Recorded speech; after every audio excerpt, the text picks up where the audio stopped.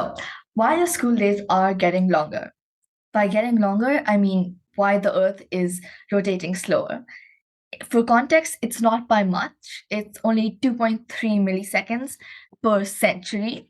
So, in 160 million years, we'll slow down to around 25 hours for one rotation. So, in this presentation, I'm going to go through three main factors affecting why Earth's rotation is slowing down: climate change, the moon, and the core of the Earth, and then what this will mean for us. So, first of all, climate change. So, we know that the glaciers are melting, which results in more water instead of the ice that we used to have. So, more water on Earth means there's a decrease in viscosity. Viscosity is the resistance a fluid has to moving.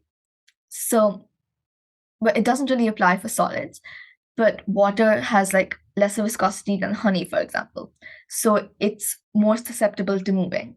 So as Earth is rotating, the water wants to spin outwards more, putting more of a rotational force on Earth.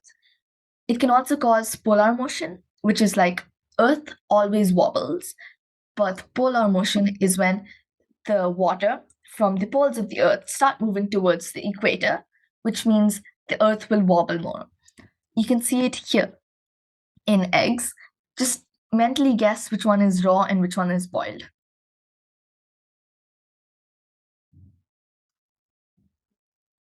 That will Give it a second. Give it a second. Okay, if you haven't guessed already, the right side one, this one is raw and this one is boiled. You can see the boiled, which has higher viscosity, keeps moving for longer and faster. It also wobbles less, if you can just see it again. This one wobbles a lot. It's like shaking, while this one doesn't as much.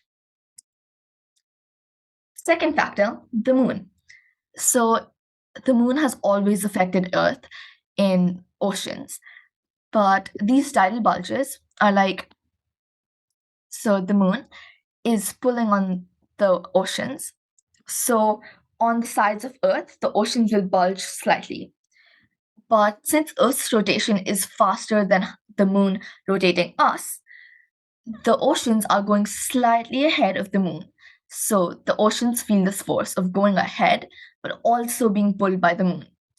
It causes tidal drag, and the moon is like trying to pull the oceans back. This is also slightly why the moon is inching away from us. It's not inching backwards, it's inching rotationally away. So it would fly away instead of like just going back. And also this can pull on the moon a bit, giving it that rotational force, which trades our rotational force for some of the moons. And my third factor, the core of the Earth. So the Earth has different layers, and the inner core, which is solid, made of iron nickel, it's slowing down in relation to the crust of the Earth, the outermost layer.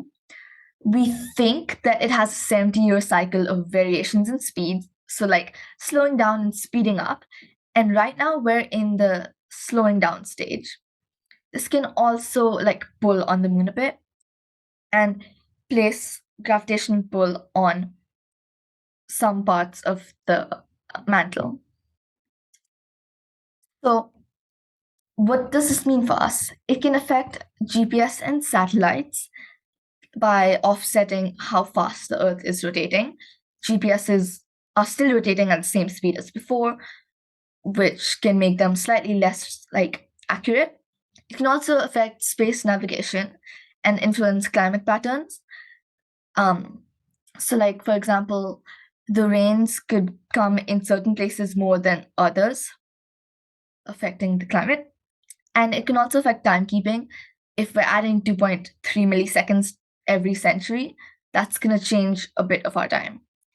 This is making Earth slightly more like Venus and Mercury, who barely spin. Venus spins at 243 days for one rotation, 243 Earth days, and Mercury is 176 Earth days for one rotation.